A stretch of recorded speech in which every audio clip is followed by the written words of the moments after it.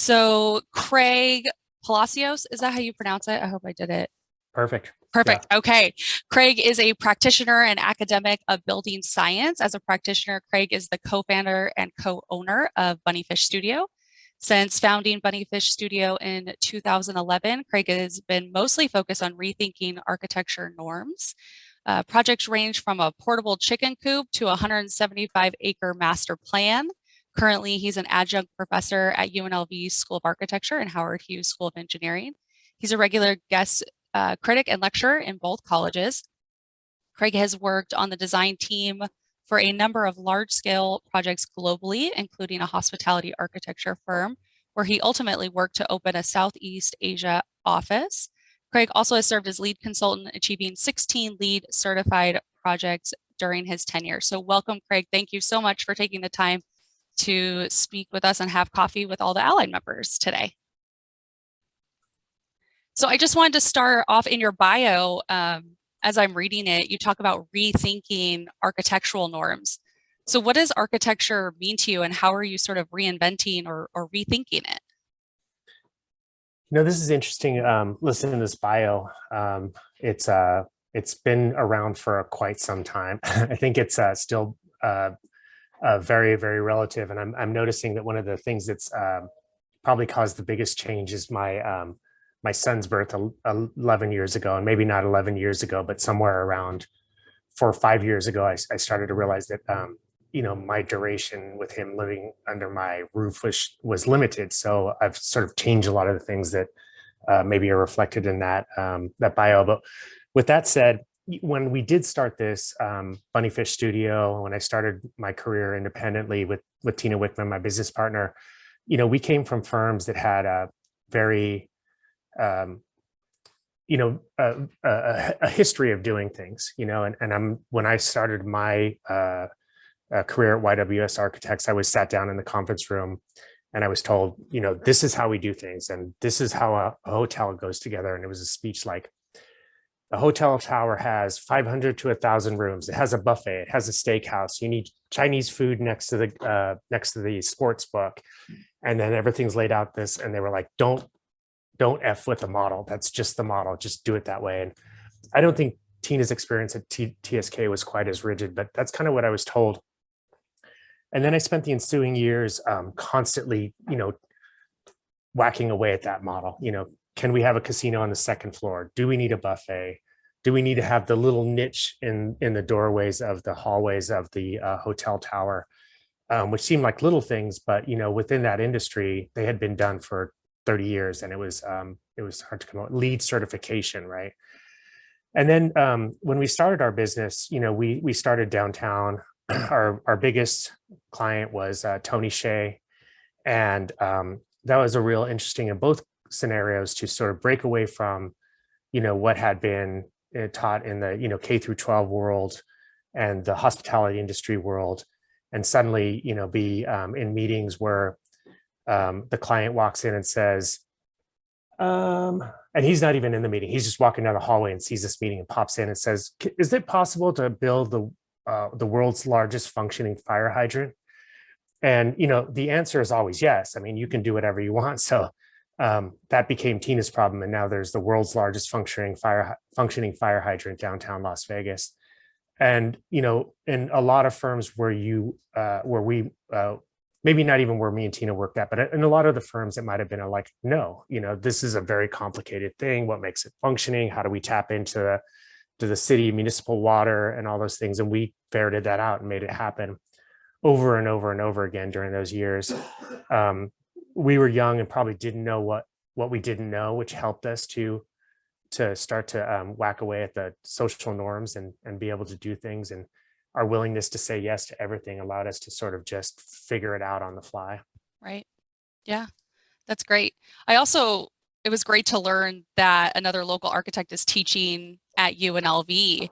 And as an adjunct professor, how are the students approaching architecture today, and sort of where do you see that they draw their inspiration from? So that's something that I probably should update. Again, in the last 5 to 6 years with my son, I'm spending a lot more time traveling for sports and doing homework, helping with homework, especially during COVID. and a lot less time in some of the things that I used to do, which were sit on boards and teach. So as far as I know, I'm still faculty. Nobody's fired me yet, but I'm just not taking on any classes. We are encouraging some of the other people in our office. In one case, a younger guy who's up and coming in his career, and most recently, we've hired the most seasoned person we've ever had. And part of the commitment, the mutual commitment, was that he would be, part of the K through 12 in architecture and the university, because I just don't have the time to do it. But it was for the first 6-7 years of our existence as Bunnyfish, critical. So we have we generally have a staff of between 9 and, I think the highest we ever got to is 14. So let's call it 10 to 12. And generally 100% of those people are people that we worked with in the past, or were people we went to school with, or our students. And we've had a lot of our students come through here. And we have 2 students working for us now, and maybe a third one coming on. But what I liked about being a teacher was, the intimacy of getting to know students and how they think. And sometimes just looking at a project and being like, this is crazy. But our world of architecture and design has been built off people who are willing to take a jump out there. And then it's our role to sort of reel them in and explain to them that there is such a thing as gravity, and life safety is important, and things like that. So those are great years. I also helped to write the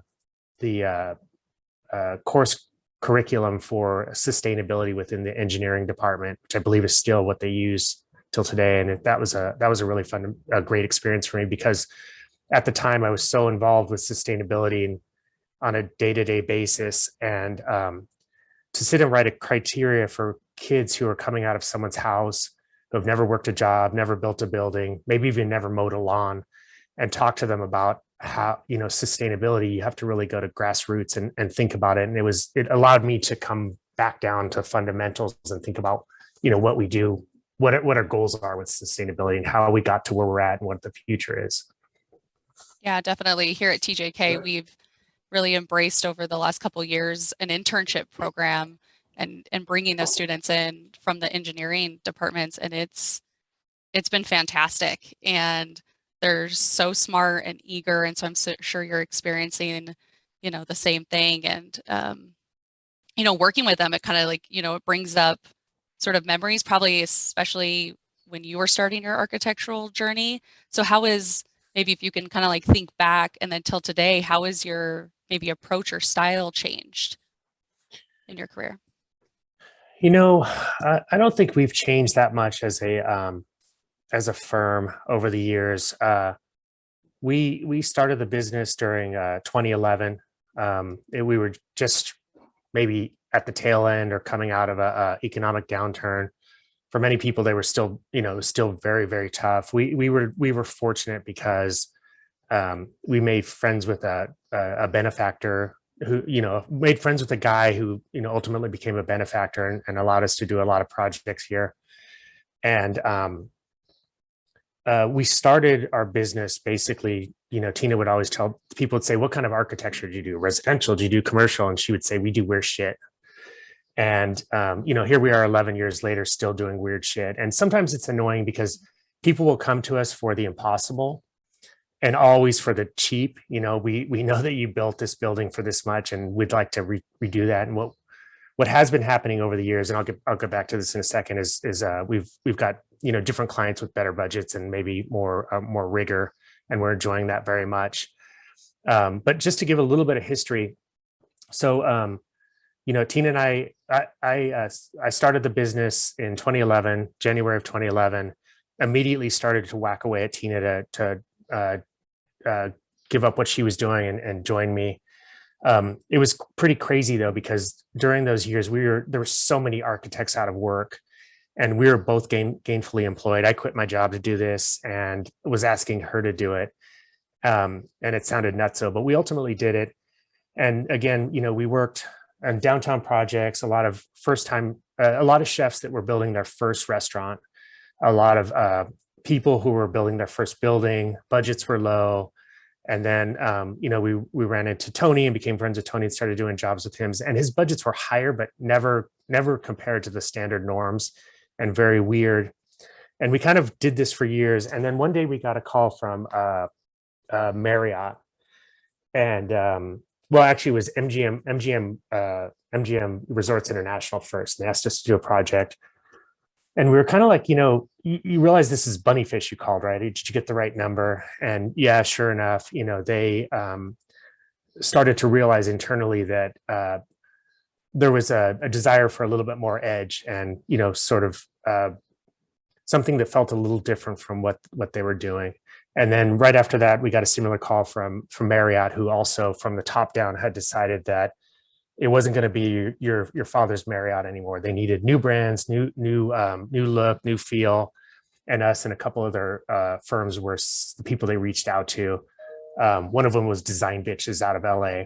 So this is the kind of change that they went to within Marriott, and then shortly after that, Hilton, and then Caesar's Wynn and things like that. So we transitioned weirdly from the one-off, the chef who was building their building for the first time, or moving from a food truck to a bricks and mortar, to working for very, very corporate situations, but generally still till today, a lot on our terms. Basically they came to us and said, we're changing the way we're doing our things, and we're looking at you for that. So we've had a lot of flexibility to still be us. But man, I got to tell you, we are loving the rigor too. After so many years of working with people who are learning how to do what they do on our time, it's really nice to work for somebody who just has done it a million times and knows how it is. And now it's just up to us to make it a little more fun. Yeah, definitely. Is there sort of a favorite project that you took that maybe would have been sort of in the box and you took it out of the box and it stands out to you? Sort of maybe one of those Marriotts or anything that you were able to kind of have a little extra fun with? Yeah, I mean, the first Marriott was probably the best example of specifically what you said, is taking something out of the box and doing it. So we did a Marriott Renaissance in Reno, and there's a couple interesting things to that. One is Marriott Renaissances up until, well, even some of them till today are awful. There are these atrium buildings, and it's just like that criteria that my boss has told me about. They need to have the 3-course meal, and they need to have the gym, and they need to have the pool, and all of this stuff. And they had been like that for years and had a real sort of loss of identity. And what they wanted for us to do is take a Reno Renaissance and make it a Renaissance and make it into a Reno Renaissance. So we rolled up our sleeves and went to a place where the average room rate was like $59.99 or whatever. Like, so this was like a scary place to go to anyways for any hotelier. And we went there and we discovered Reno. We spent time meeting the people, spending time with the client, understanding their culture, understanding their history, and we created a Renaissance that is unidentifiable as another Renaissance back then, and to some extent maybe became the baseline for future Renaissance, and was touted by Marriott as their one of their 10 best Renaissances on the globe. So that's one where we really took something that could have been very prescribed. I mean, back then, you can't now, but back then you could actually go to a Renaissance and just duplicate the Renaissance. They'll give you the colors, they'll give you everything, they'll give you square footages, and you can just do that. They allowed us to go out on a limb and do something different. And all of them since then have taken this new model of being regional and important to the geography that they're in. Yeah, that's great. Sort of a question that I've lined up and I like asking is sort of, do you have a favorite? I know we talked about sort of the out of the box, but do you have a iconic building that maybe has always inspired you as an architect, or maybe even if you want to go in the direction of a specific architect that you sort of look up to and draw inspiration from?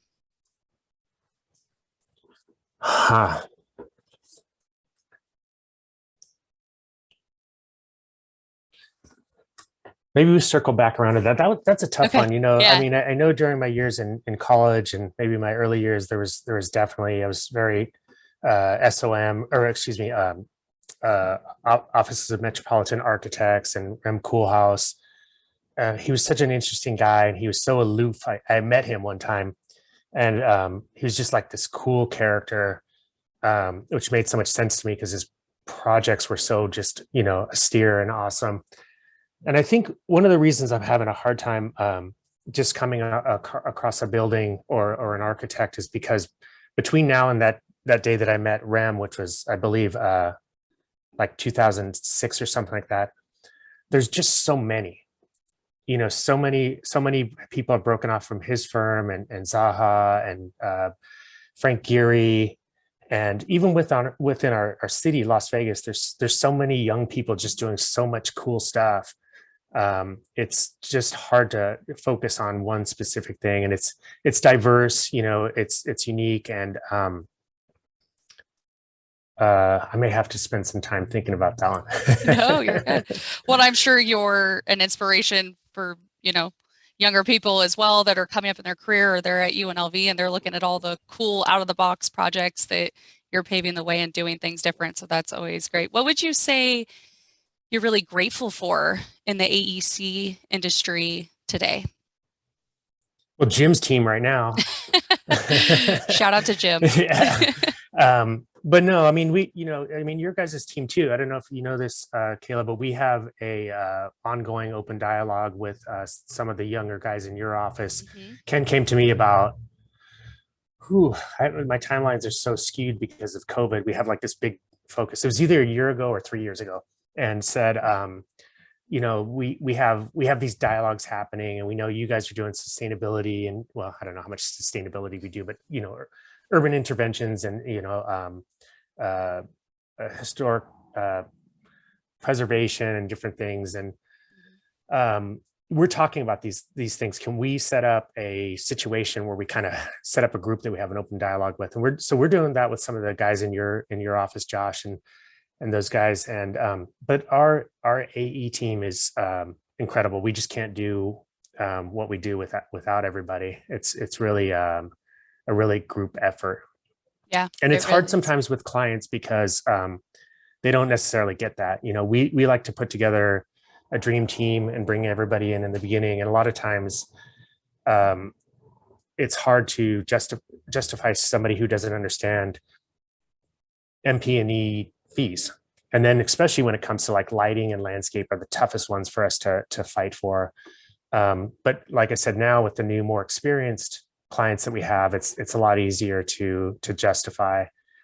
And we just take Jim's fee and hide it in ours. We don't even talk to anybody about that one. It's something we just have ongoing. But yeah, so we find you guys critical. Every time we ever have a client who tries to bring in their own MP&E, or they got a guy who can do this or got a guy that can do that, we end up spending so much more time on out of our pocket to get it done. So everybody in this industry is invaluable, and not even to take aside from the Kathy Wilsons of the world, the reps. There's, for so many years we would just go to Nevada sales agency and say, this is the project, give us help here, and they're there to help keep us abreast on what's the newest items out there, and always very cutting edge and cool. So yeah.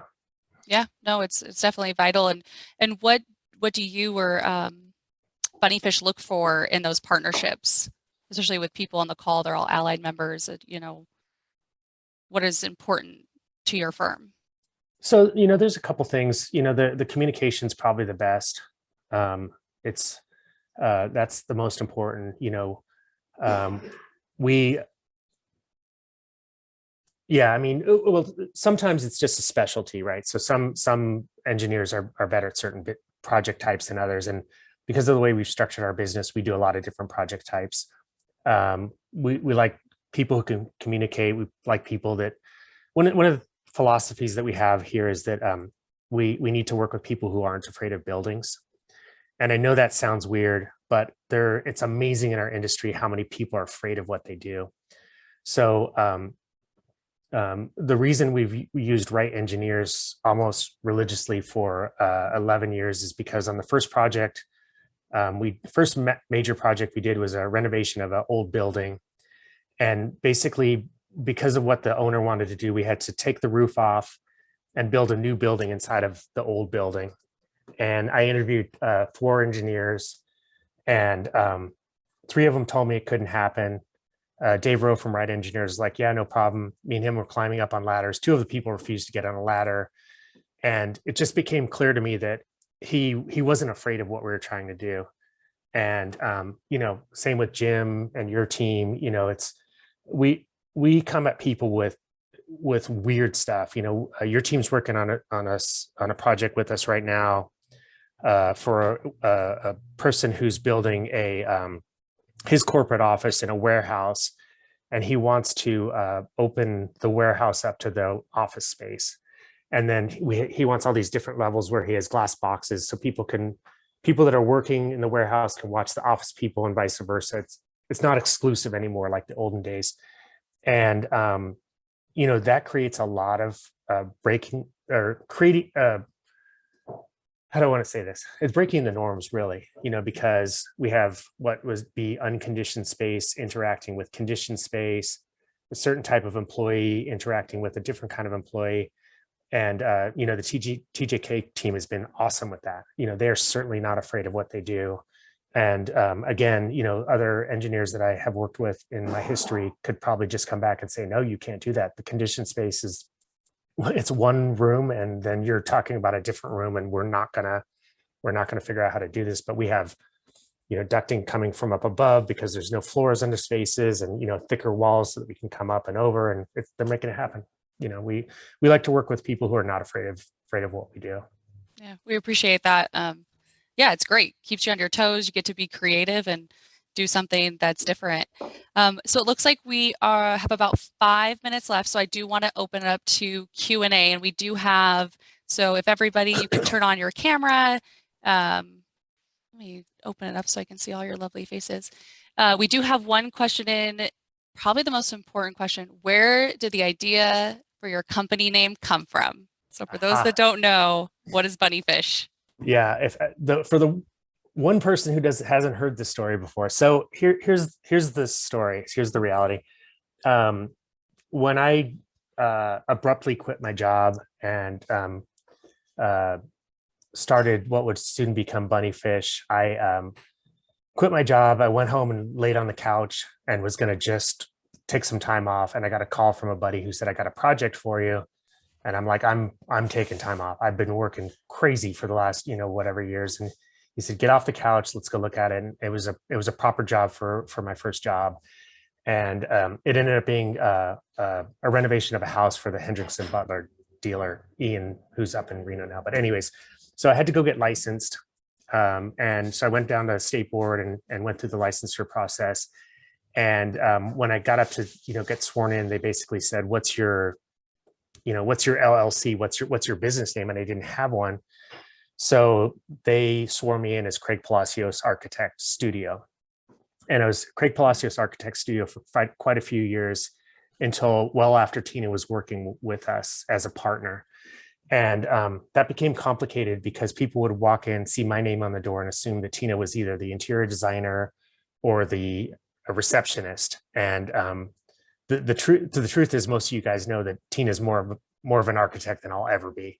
So that having my name on the door was complicated. So what we decided to do was change the name to Architect Studio. And at the end of one of the years, we got a email or call from State Board saying that Architect Studio is too generic, and we needed to change it. We needed to change it by, this was Friday, we needed to change it by Monday, or we skipped into the next quarter. So we did what we do, and we got up on Saturday morning and went to the Crown and Anchor and started to have beers and talk about who we were and what we were doing. And one of the things that was very, very clear at that time was that we were doing a lot of adaptive reuse. And we would run into this consistent situation where we would add a new space to an old space, and the contractor would say, I can make the old space look new. And would say, no, the old space should look old and the new space should look new. Then he'd say, well, I can make the new space look old. And then we'd get through this process with him, and we'd have a glass box inside of a concrete building, and it was clear what was what. So it was two different things that came together and made something new. And 100% of the time when we finished it, the contractor's like, oh, I get it now. and I don't even think that's all that strange in 2022, but it was always a constant fight. And so what we decided to do was call our company something like that. And it could have been gray, right? So you take black and white and you smash them together. And now you have gray. You can never get the black back out. You can never get the white back out. You have something new. But bunnyfish is just a lot funner to say than gray, but it means the same thing. Thank you for sharing. I did not know that story, so I appreciate it. So that's where Thanks, that came John, for asking that. We do have another question. Where do you see your company? This might be a long question or a long answer, but where do you see your company expanding or growing in the next 5 years? Can you answer that in like 60 seconds? Yeah, no, I mean, it's simple. You know, we were very downtown centric, then we moved to sort of Las Vegas, you know, greater Southern Nevada, then Nevada. And then over the last couple of years, you know, we're working in quite a few states: Arizona, Utah, Ohio, Georgia, Florida, Hawaii. So we just want to keep growing that. You know, I learned a long time ago at the company that I left to start this that it's a lot easier to go to a place with your clients than it is to go to a place and find clients. So we're going to go where where anybody takes us. I don't think we'll ever grow staff-wise too much bigger, but we'd like to, you know, continue to do more and more of the experience projects, the Hiltons, Marriotts, MGM Resorts International, and let the younger kids come in and do the food truck guy moving to the bricks and mortar, and you know, just grow and scale and location of our projects. Great. Did anybody have any other questions? You're welcome to unmute if you do. Looks like one more for Rick. I know you guys regularly take on community benefit projects and pro bono design work. How do you pick the projects or organizations you work with? You know, it's case by case, and we sadly do a lot less of that than we used to. Yeah, it's case by case. It, you know, it was very specific for a while to community. These days, so like, for example, right now, one that we're doing is it's a school. How do I say this? It's very specific, but it's not a doctor's office. It's not an educational center, but it's more of it's a therapy place for children who have different levels of emotional and mental health. And it's in our neighborhood. It's with people that we know. It's with people that are tried and true. You know, before that, we've been doing a lot with Northern Nevada or rural Nevada communities. So those are other things that we go for. And for a while it was homeless, but that's really got its own legs and doing its own thing. There isn't much that I've had any ability to do on, and then we did some for food shelters. So it's just local, regional, but it's case by case. And there's just so everybody know, I think everybody on here probably knows, there's absolutely no tax or otherwise incentive to do anything pro bono. It's even hard to even get any credit for it. It's just something we do. Generally, we don't want to. And then when we hear the story, we're like, okay, we'll do it. So. Fantastic.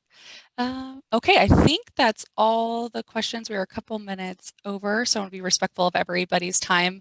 But thank you so much, Craig, for taking time out to have coffee with all the Allied members. We appreciate it, and hearing your story. It's great. And thank you to all the Allied members who participate. If you have any questions about membership, you can always reach out to me. And we look forward to the next coffee with the architect. Let's see, it's March. It'll be in May. So look out for that invite. And everybody have a fantastic week. Thank you. Bye, guys. Thank you. Thank you. Bye, Craig.